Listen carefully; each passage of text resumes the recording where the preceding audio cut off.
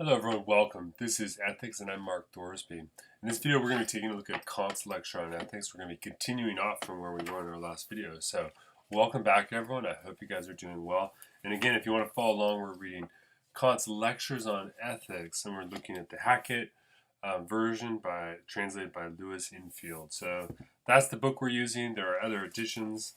There's even more scholarly editions available, but this is the one that's most universally and easily available for cheap. So that's what we're taking a look at this week. So we're in the section here when he's talking about universal practical philosophy. And last time we looked at his sort of proem, his sort of preamble, if you will, his discussion of ancient philosophy, and also his discussion about that there should be a general principle of morality that's essentially the same for all people.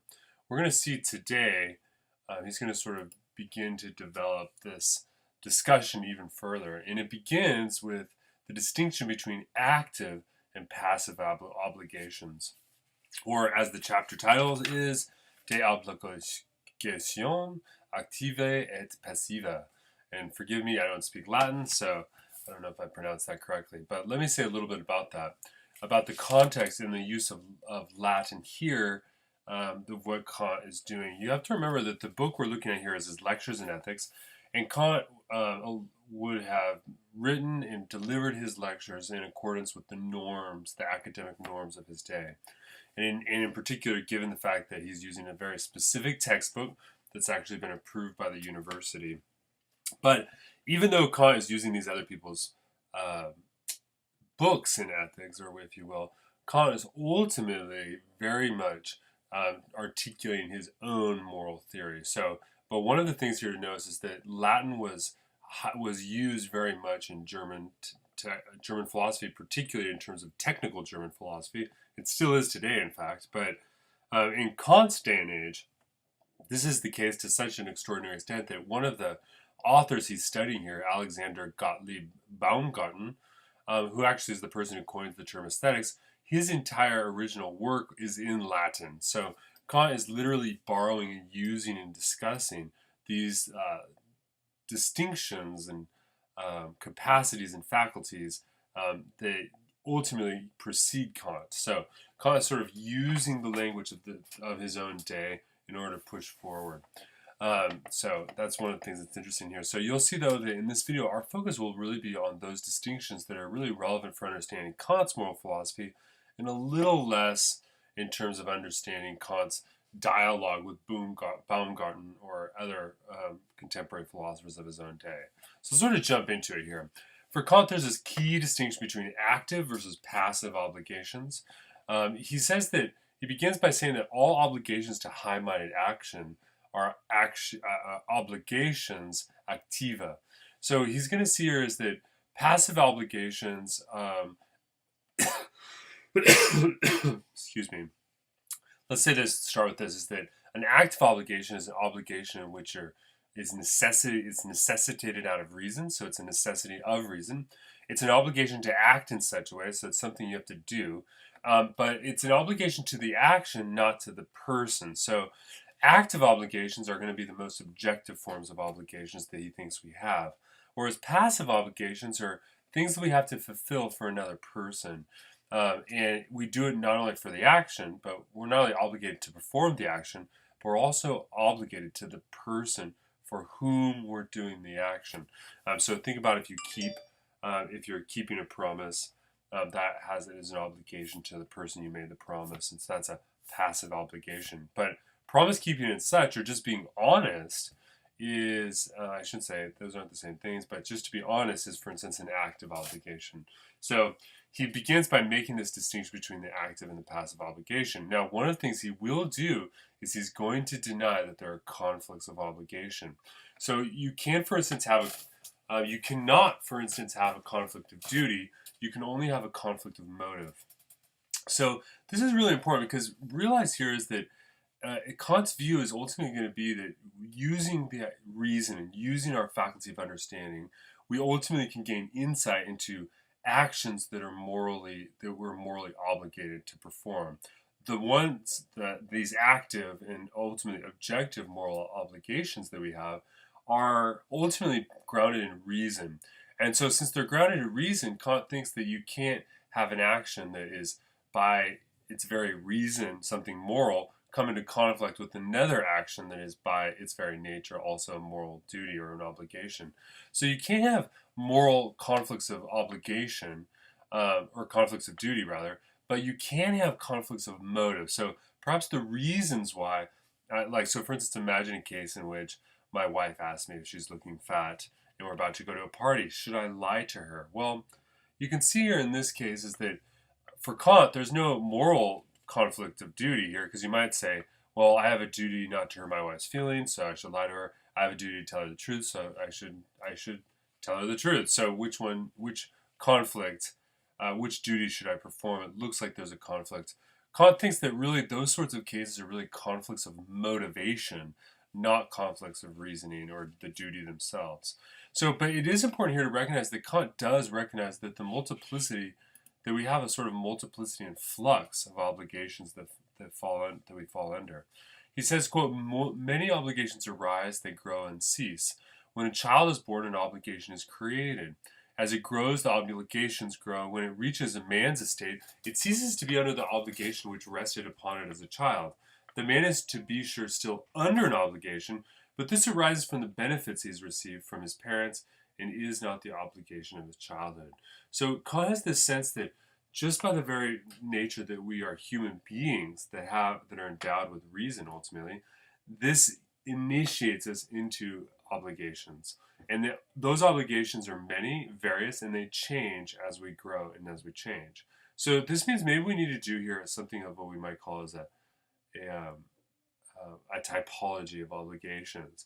Can we articulate these different obligations? Well, the first one here would be the activus obligatorius, which is the action which gives rise to an obligation. So you can see here is that an obligation is when you're required to do something, but what you're required to do is the action, right? So an active obligation is one which creates its own, is our actions which create their own obligations. So for instance, if I have an action in which I engage into a contract with another person, then this means automatically that my action will give rise to an obligation to fulfill that contract, let's say, right? So you can see here is that these active obligations, they can give rise not only to obligations to me, but also to other people. So for instance, my action of laboring for another person obligates them to pay me, for instance. It also seems here that Kant suggests that you can have internal versus external sorts of obligations like this.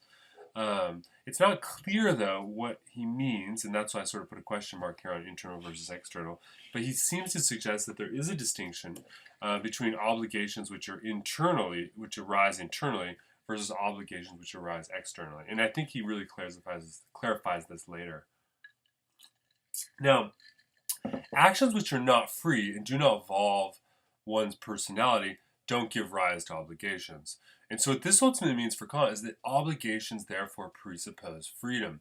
And this will be very important. And this goes back to the case of the child. Why does the child have obligations? Part of it is because the child has some sort of freedom that they're developing over time. Freedom is going to be the core central ingredient of Kant's entire thinking of the problem of moral theory. Now, what we need to do then is we need to start dividing up the different obligations that we have. And we can say, okay, there's two types of obligations, perhaps. There's the obligatio positiva, or if you will, a positive obligation. And a positive obligation is a product of the will. So it's something that's directed immediately upon the action, and it obliges us to do an action which is, well, in itself indifferent. So that means that these are indirect obligations in the sense that the action itself, the positive obligations, are obligations that are created out of my own subjective desire and will. So I join into an arrangement of marriage with another person, right? That is a positive obligation that I've created for myself. The actual action of being married in and of itself doesn't necessarily oblige me to do certain things. It's motivated by the will. Now, I want to keep that example separate from keeping promises. But he sees these as indirect obligations. The other type are the obligatio naturalis. And these are obligations that are the product of the nature of the action itself. So these are the direct obligations. So for instance, he gives the example of lying. He says, I ought not to lie, not because God has forbidden it, but because lying is evil in itself. So you can see here is that some obligations arise because they're positively created by us or chosen by the will. Other obligations are required of us simply because of the type of action that they are, or the type of actions that they entail. So for instance, lying is always wrong, not because I've chosen it or not chosen it, but out of its very nature as an action. So this means that for Kant, ultimately, the we can say here is that when I make an obligation that's the consequence of my own choosing, as it were, a product of my will, this is a moral obligation I need to keep, but it's the obligation naturalis that is foremost in Kant's mind here, because it's upon that basis that we can begin to articulate the necessary objective laws of moral life, right? We can articulate what sorts of actions we're all required to do. So we can begin to gain a universal sense here in terms of, or we can follow up on the promise of ethics being a universal science for action, right? So one of the things that Kant does do in this section is he discusses the claim by Crucius, who is a contemporary of his, that every obligation is related to the will of another person. So one idea here with Crucius's idea is to think about the way in which obligations relate us to the wills of other people. But for Kant, the nature of the will itself gives rise to obligations in general, because the will is the activity of freedom, right? Or it's the faculty by which freedom manifests itself. So the nature of the will actually relates to all obligations. It's not that every obligation has a one-to-one correspondence with some other person, but rather that the nature of the will itself, internal to my own subjective process, this gives rise to obligations in general. So one of the things here is that he recognizes that all morality rests on this, that we do what we do on account of the inner character of the action itself.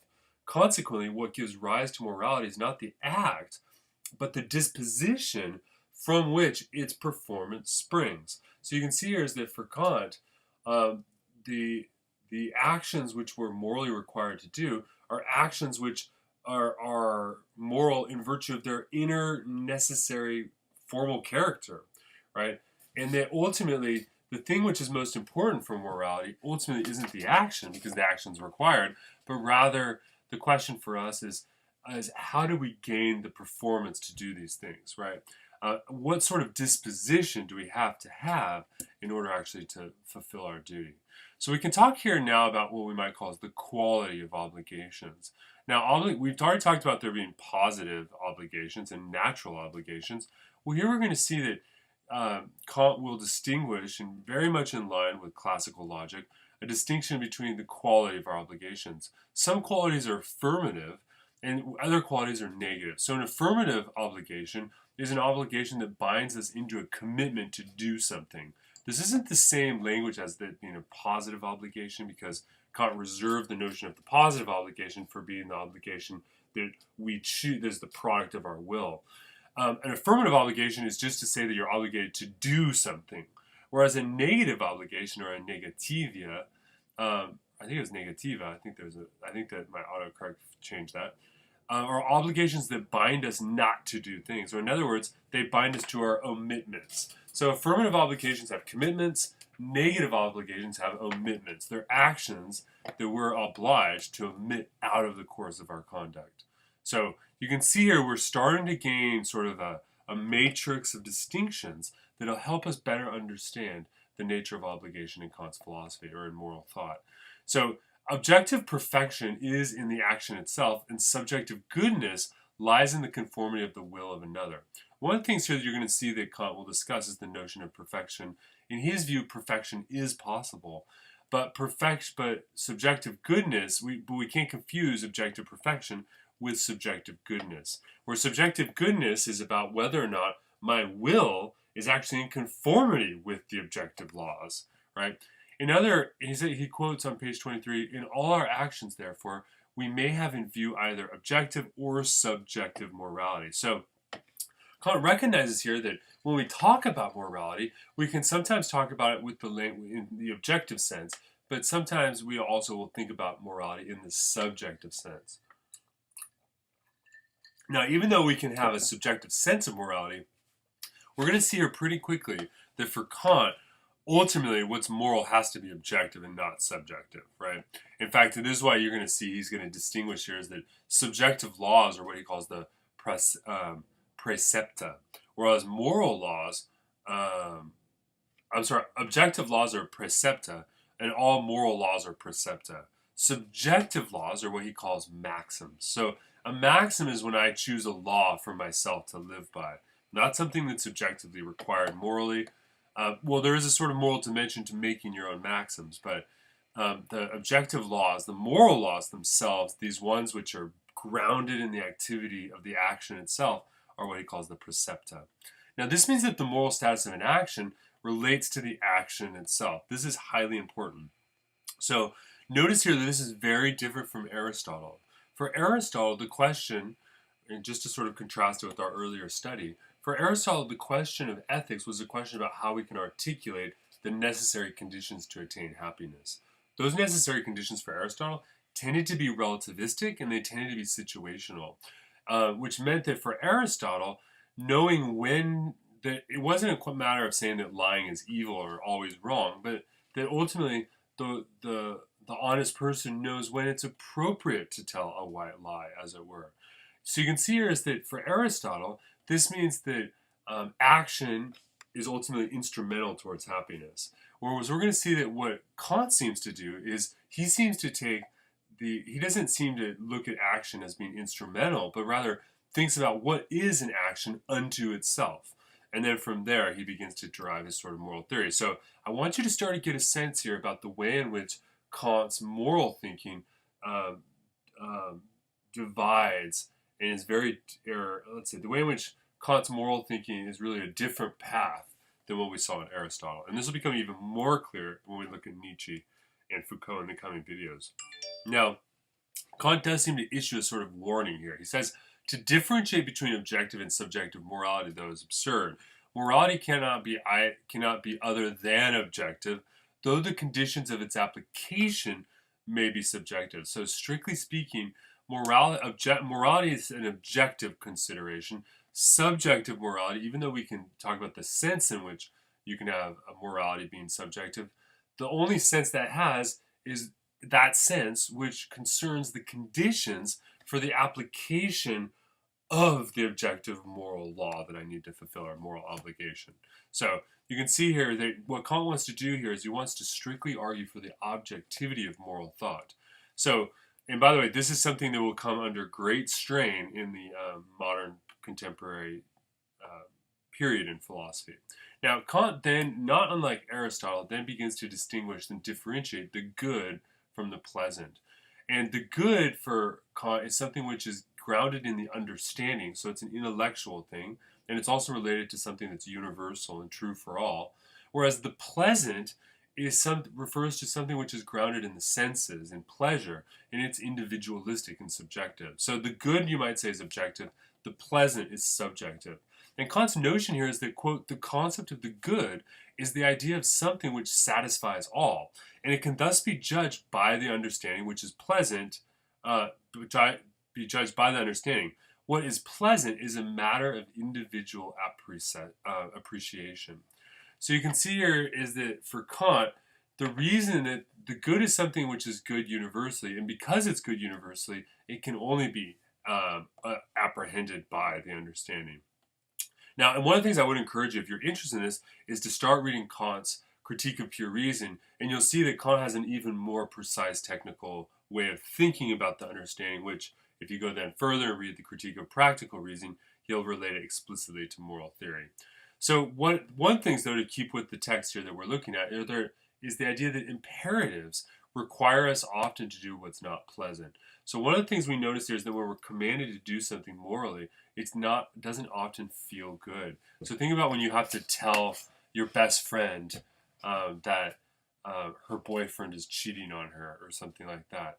You're compelled, not compelled, let's say, but you have a moral imperative to do so, to be honest with your friend, but that's not going to be something which is going to be pleasant either for you or for them. And this is where we can start to see how, for Kant, being moral is not the same thing as being happy or enjoying life or something like this. For Kant, being moral is ultimately about being rational. And he says that the word ought designates goodness, not pleasantness.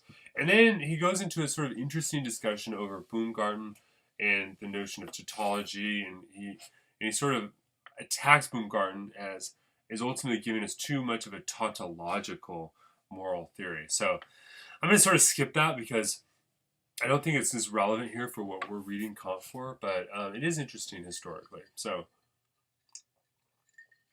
here's that notion of perfection I was mentioning earlier, right?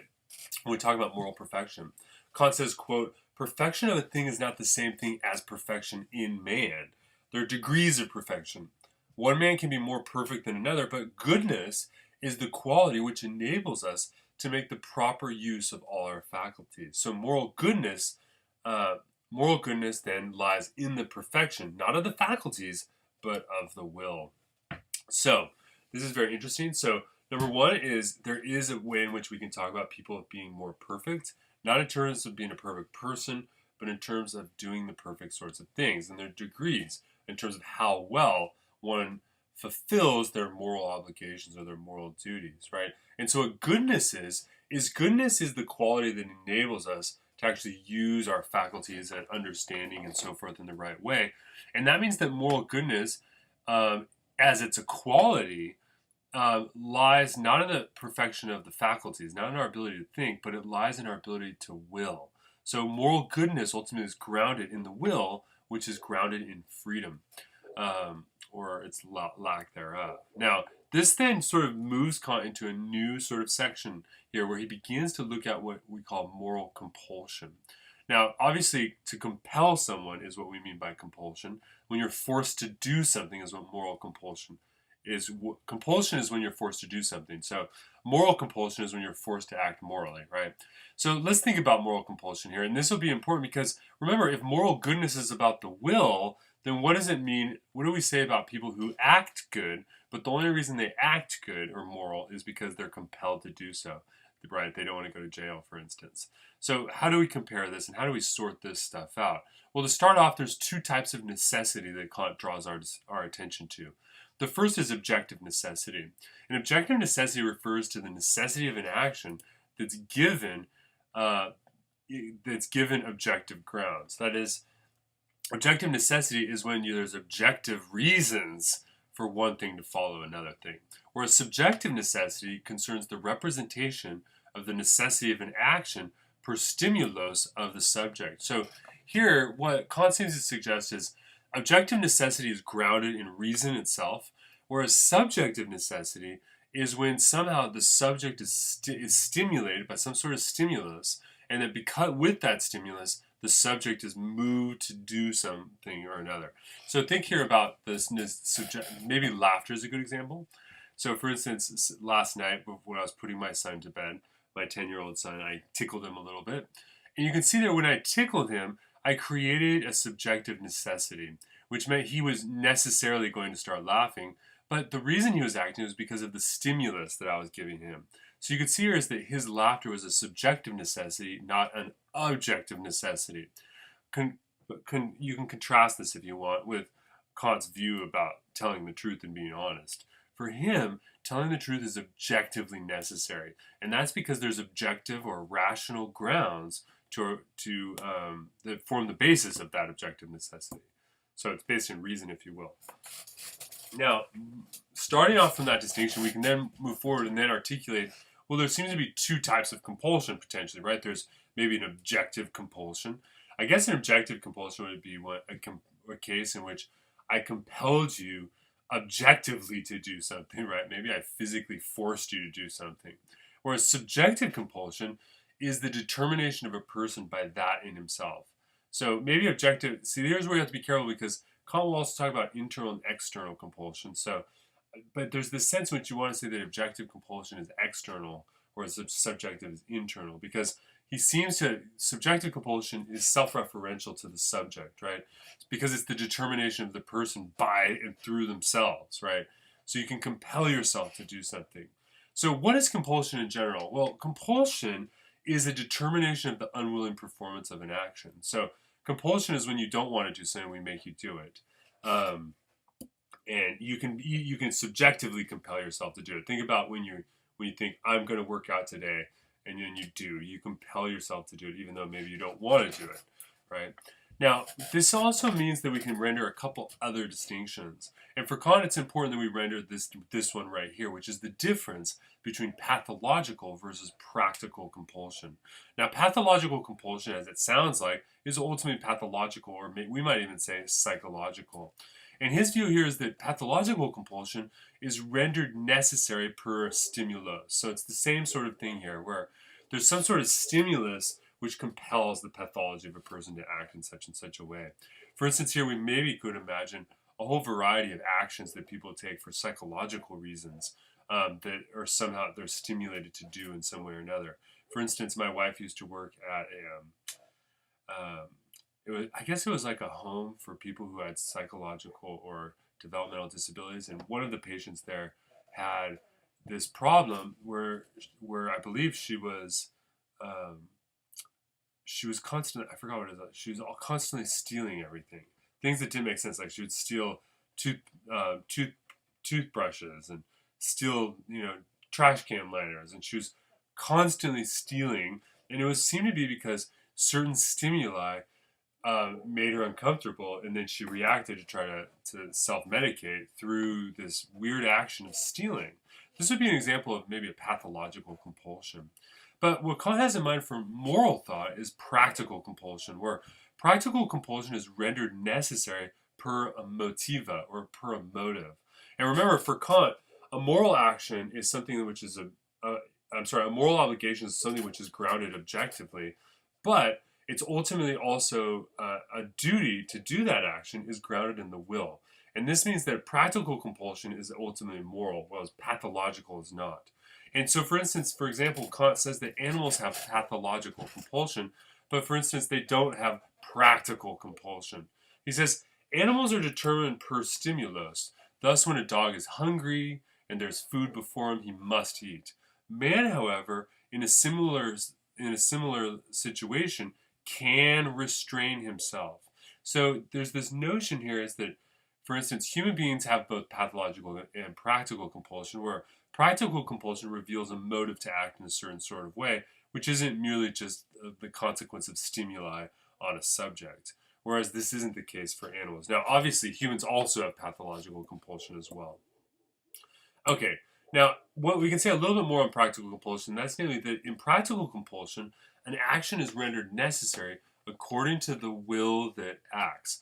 So, because remember, the motiva, or the motive, is what is guiding practical compulsion. So it's the will that acts. So there's a sort of language change that Kant suggests, and that's like this, which is namely, instead of using the language of practical compulsion, really what we should say is practical impulsion, because it looks like that the will, that ultimately it's the agent themselves which is doing the willing that's making the practical compulsion come into play. So that's not so much the notion of being compelled, so much as being impulsed, right? Or the agent is sort of acting out of freedom.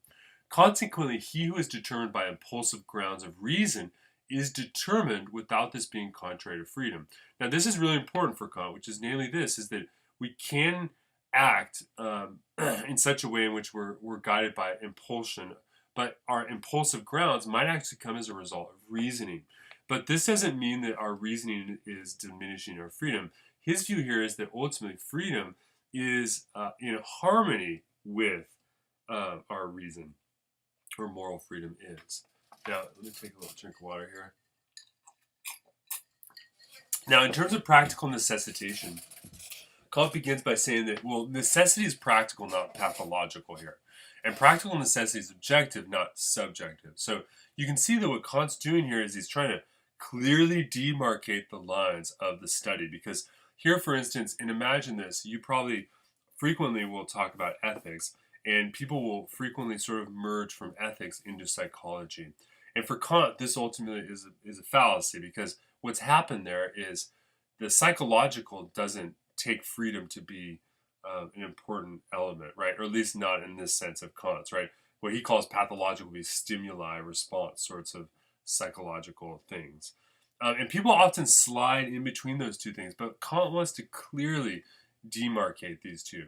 So moral compulsion for him leads to freedom. So, and this is interesting, that is, the more you're compelled to act morally, right, the more free you become, which seems like a contradiction and a paradox, because if you're compelled to do something, didn't we say that you're compelled to do something that you're unwilling to do, but how can that lead to freedom? Well, Kant says that the, quote, the more he can be morally compelled, or a person can be morally compelled, the freer a man is.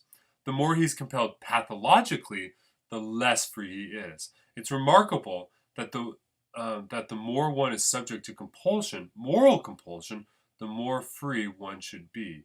So what's the argument here? How do we make sense of this claim that, listen, when you're under a moral obligation and you're morally compelled to do something, you actually are more free? How do we make sense of that? Well, I sort of took, if you will, sort of 8 of the key claims that he makes and sort of laced them together for us.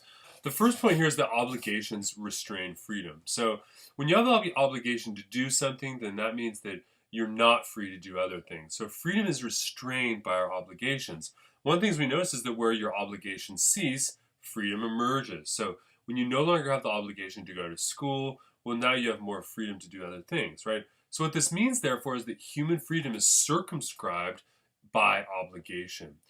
Passive obligations restrain freedom more than active obligations, right? Because remember, we said a passive obligation is an obligation where you have an obligation to act in such a way, but you also have an obligation to a person. So that's a greater restraint on freedom than an active obligation. Remember, an active obligation are those obligations which are motivated out of the action itself objectively.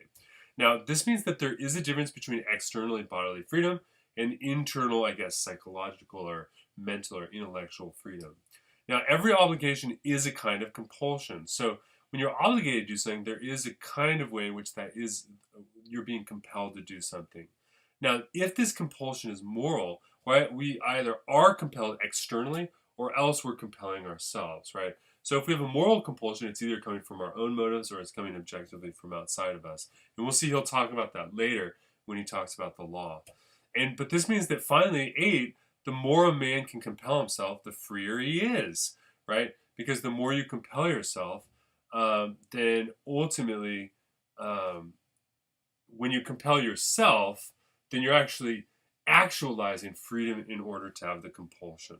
So this means that to will is to have desire, which is within our own control. And to wish is to have a desire which is not within our own control. So when I will something, I can control it. When I wish it, it's precisely because I can't control it that it's not part of my will, right? So this is important. This means that the will is fundamentally linked to the notion of control, okay? Now, from here we're going to see is that Kant is beginning to think here about the notion of duties. And he wants to start to distinguish these from law. And he's going to get to law later, but he does say here is that every legal rule is implicitly a form of pathological compulsion. Again, sorry for the little spelling errors here. Why is that? Because a legal rule basically says that if you don't do this, we're going to take away your bodily freedom and put you in prison, or we're going to take away your property by giving you a fine, right? Something like this. Or worse, a legal rule, you break a law and we will kill you, the government says, perhaps. So you can see those are all pathological forms of compulsion because a legal rule operates by creating stimuli of punishment, ultimately, or perhaps incentives as well. Now, this means that a legal rule is not quite the same here as a moral duty because of its pathological, because its relation to pathological compulsion. The other thing here he says there's the inner obligations are less perfect than external obligations, right? So he does here use the language of internal and external. I'm not fully clear on what his view here is, the internal versus the external, but there I think internal must refer to subjective versus objective, right? Or inner obligations are obligations that I recognize for myself and out of myself, I guess. These are my own maxims, I guess. Whereas the external obligations are maybe these objective moral ones.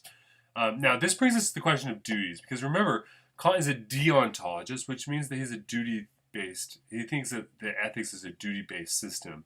That is, there's moral laws, we have reason to uncover those laws, and we have duties to fulfill them. Now, here's where he begins to introduce the language of duty in a more pronounced way in this text. He says, quote, if the ground which moves us to comply with an obligation is from within, we call it a duty. If it's from without, we call it compulsion. Okay, so that means that if I have a motive out of reason to act in a moral, certain sort of way, that's what a duty is. But when I'm forced to act in such a way because there's a policeman behind me with a stick, well, that's compulsion. He goes on, quote, but if I fulfill an obligation of my own free will, the impulsive ground is within me, and my act is done from duty. So here you can see he's slowly lining things up here with objective actions that are impulsive, obligations of the free will, and these are all what we refer to as duties. And this is what we refer to an action that's done from duty. And here's a duty is ultimately what for Kant is an ethical obligation. Remember, there's lots of different types of obligations. If I'm working at a construction site and the foreman asks me to pick up the tools, then I'm obligated to do that, but that's not an ethical obligation so much as it is I guess, a workplace obligation. So ethical obligations here are these objective ones, right? That hopefully you have an impulsion to complete. Now, we should say is that compulsion itself doesn't make an obligation, right? So you can be compelled to perform an obligation, but just because you're compelled to do so, that's not what makes an obligation, right? What makes an obligation, a moral obligation, are the objective grounds of impulsion that it comes from, right? And where are these come from? They come from without. They're taken from the object, and they are the reasons why things should be done. Subjective grounds are the grounds of the disposition and the direction of our wills to comply with a rule.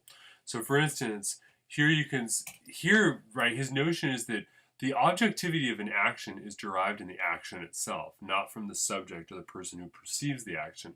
Now, we do have subjective grounds which motivate us, right? And these, of course, are the ones which really are the grounds of our dispositions, right? So he wants to delineate all these different things. And what this means is that ethical obligations have subjective inner impulsive grounds, and obligations with external impulsive grounds are actually what we call juridical. They're laws, right? So external impulsive means obligations that are law. Ethical obligations are subjective and they have these inner impulsive grounds. And here we begin to distinguish the difference between law and ethics. What we're going to see here is that for Kant, ethics is a wider field than law because ethics concerns a lot more things. So for instance, all laws concern ethics, but not all ethics concern laws. And we're going to see is that for him, in the way he's distinguished here, is that the ethics, those things which are ethical, are motivated internally, right? They have impulsive grounds, whereas the law is externally compelled. We're compelled to perform the law because of the government, I suppose, or being punished or something like this. And what Kant adds is that ethics discusses all obligations, like charity, for instance, whereas jurisprudence is not concerned with the discharge of obligations from duty, but from compulsion. So for instance, the police officer doesn't care why you decided to obey the law, right? That you acted out of a sense of duty by not running a red light. The police officer only cares that you didn't run the red light, right? So in other words, the police officer, or jurisprudence here in general, is concerned with actions that are discharged out of compulsion, not moral obligation. So what is a law then? Well, a law, Kant says, is every formula which expresses the necessity of an action is a law, right? Laws are either physical or they're practical, right? Obviously, they're physical laws, but that's the province of Newtonian physics. Practical laws are the concern of free action and the relationship of free action and creating necessary sequences of activity. So in other words, laws for Kant are either going to be physical laws or they're going to be practical moral laws. Now, this means that, okay, what are we going to think about this? What is justice? Because when we think about the law and we think about the way in which society is organized, right, justice is the key consideration. And here there's a clear relationship to some of the things that Aristotle discussed in his chapter on justice. Well, Kant goes on, he says, well, justice is the conformity of actions. There's a mistake there. It is the conformity of actions to the rule of law, insofar as these actions are not in opposition to the rule of the will. And justice is the aggregate, not the abrogate, but the aggregate of all the ordinances of law. So his view here is that, first off, justice is about the conformity of our actions to the rule of law, right? and so long as they're not in conflict with the rule of our will, right? And justice is the aggregate of all of these various laws that come together. So justice is a sort of supervenient emergence that arises out of the conglomeration of laws that we recognize. Now, how do law and ethics compare? Again, my apologies for the spelling error. Ethics concerns itself with the laws of free action insofar as we cannot be coerced to do it. But the strict law concerns itself with free action insofar as we can be compelled to do it. So in other words, ethics concerns those province of actions which we can't force people to do, but which there is a moral determination. Whereas the law concerns those actions which there is a clear moral determination, but we can force people to comply with.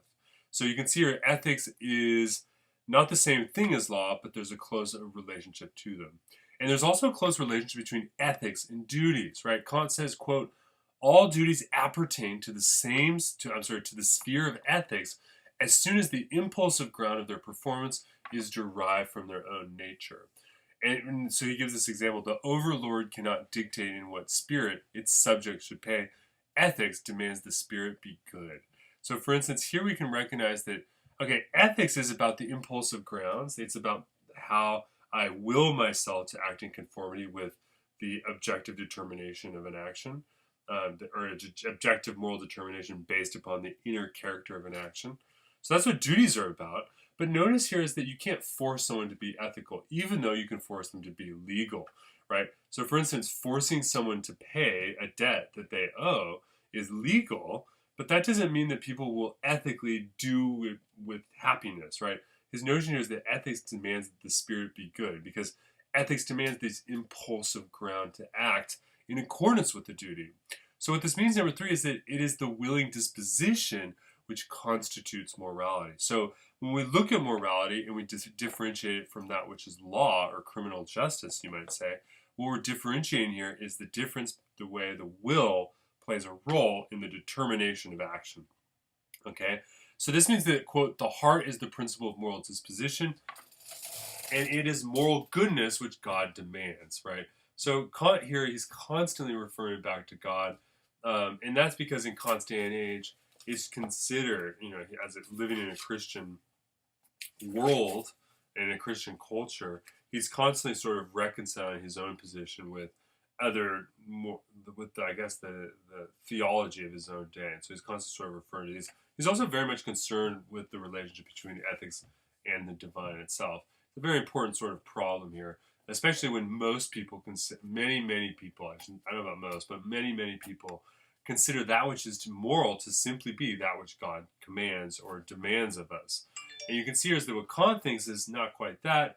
He thinks that to gain access to what's objectively morally right to do, we have to look at the actions themselves and figure out whether or not those actions are objectively valid.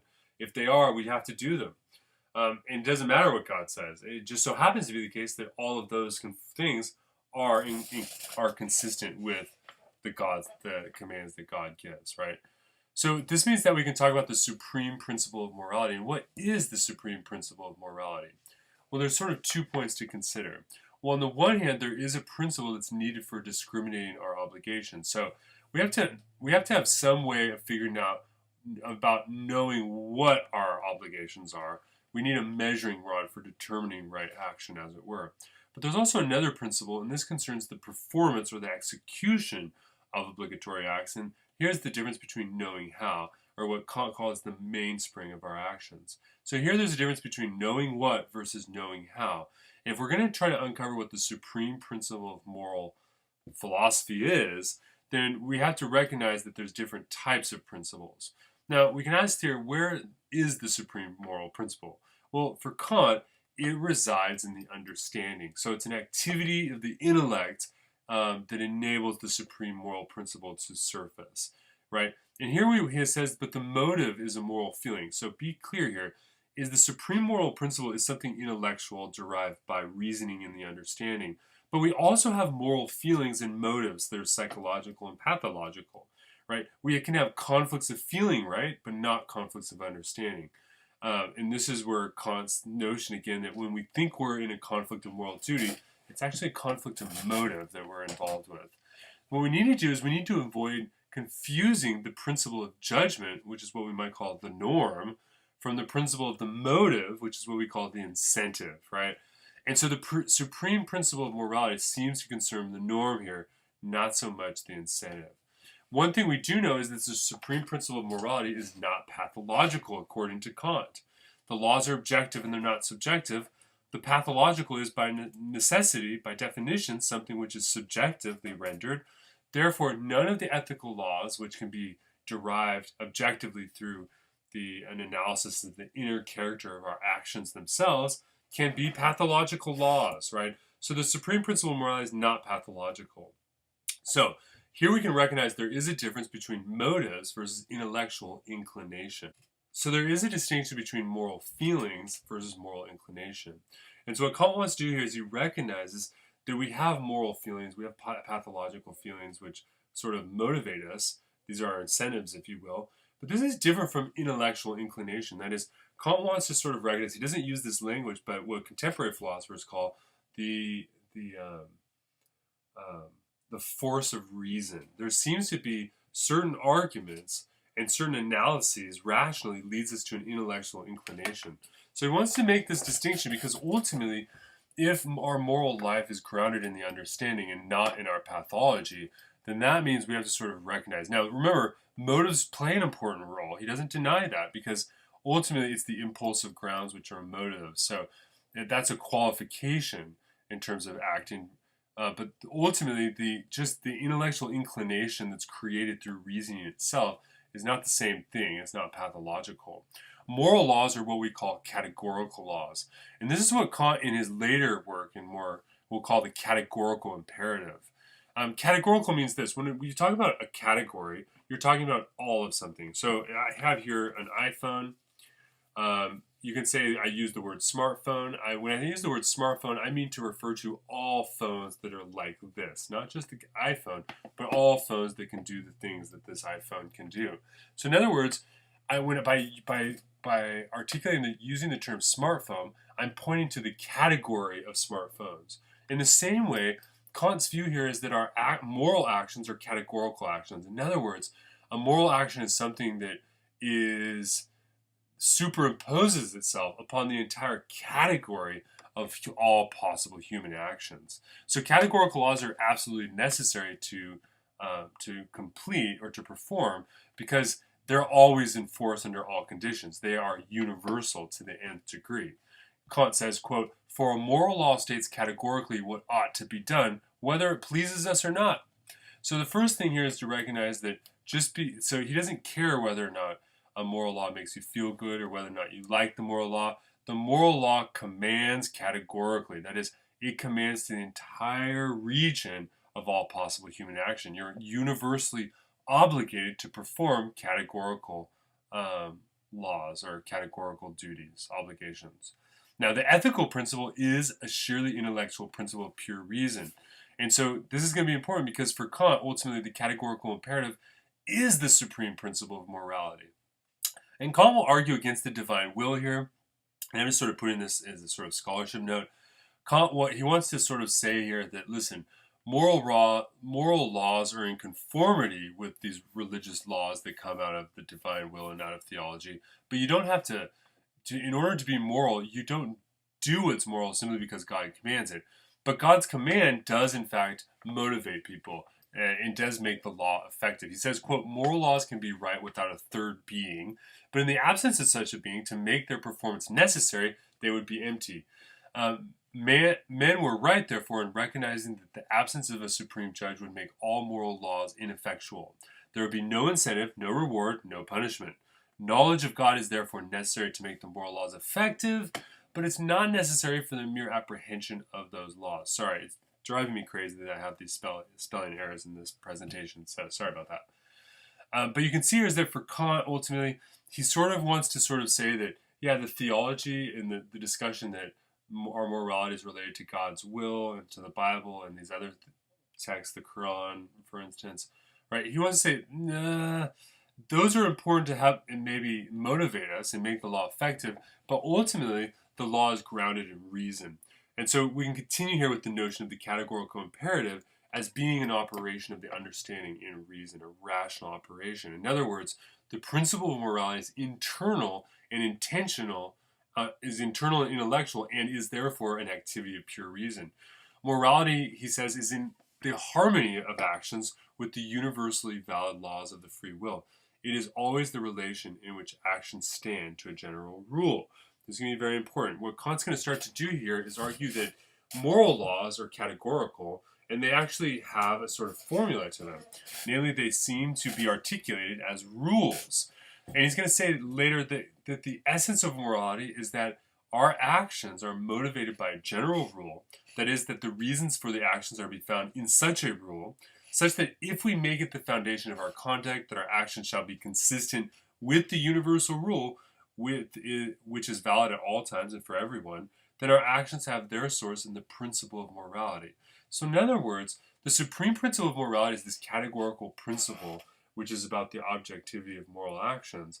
And he wants to say is that categorically, this can always be expressed in the form of a rule. And this is what the categorical imperative is all about. How do we do this? Well, he says we can test you. How can you test your actions by your understanding, right? Because remember, if morality is grounded in reason, then we can use our reason to figure out and differentiate which actions are wrong from which actions are right. So you can say is that, but every immoral person has maxims. So how do we know if mine are moral or not, right? So Kant gives that example. Even the bank robber has their own sort of moral views. So how do we make sense of how do we know if our own views, our own maxims are in fact moral? Very simple. Here he asks, can your action be made a universal law of practical action? If it can, there's a moral duty. If not, there's not a moral duty. So for instance, go back to the case where I said earlier, should I lie to my wife? Well, imagine I sort of say, okay, in this moment, should I lie to my wife and tell her that she looks great in the dress when she doesn't look great?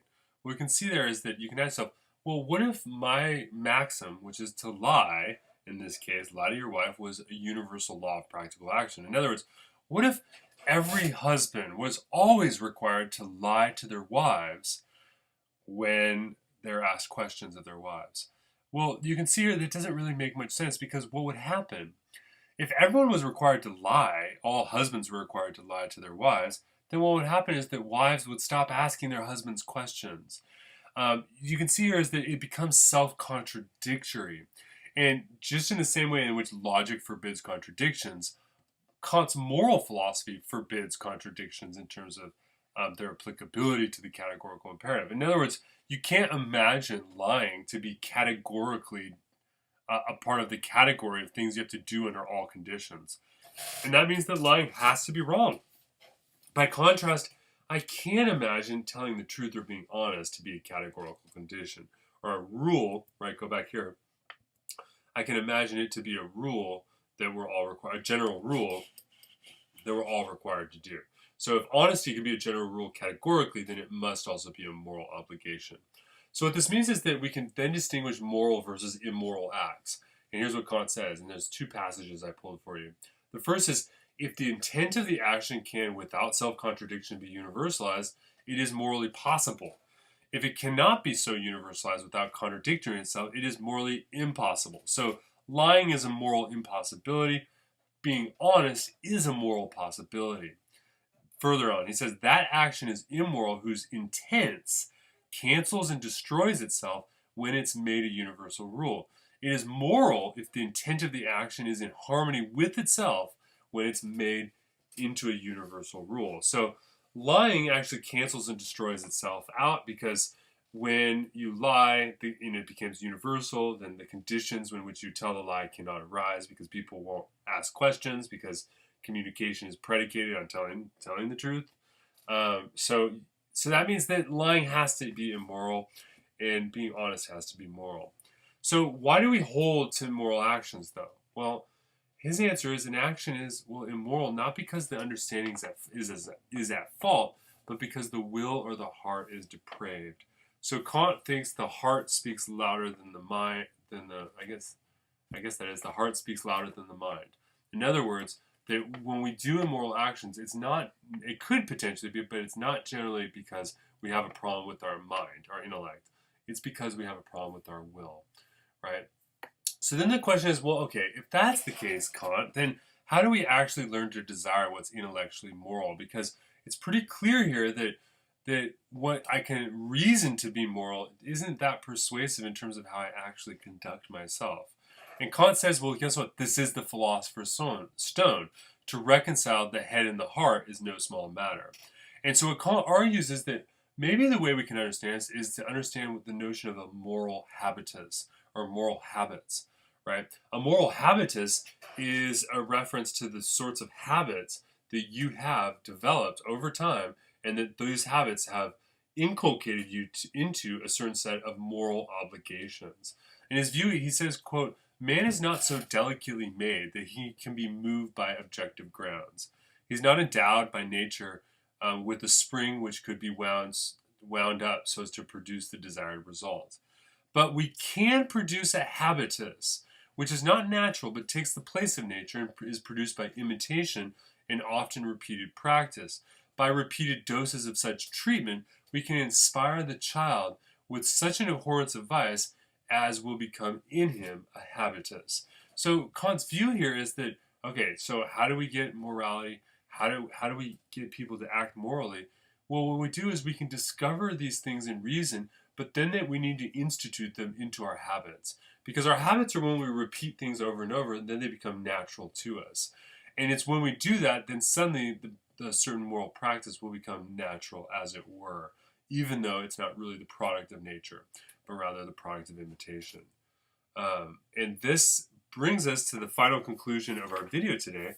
But I hope you can see some interesting things. We've introduced the categorical imperative to begin with, the supreme principle of morality. And this is going to become really the central feature of Kant's universal practical philosophy. In the next video, we're going to continue on in our discussion. We've got a lot of interesting things to discuss, including the notion of reward and punishment, the lawgiver, imputation, and responsibility. So those are some of the things we'll look at in our next lecture. Thank you guys very much for watching. I look forward to seeing you guys online.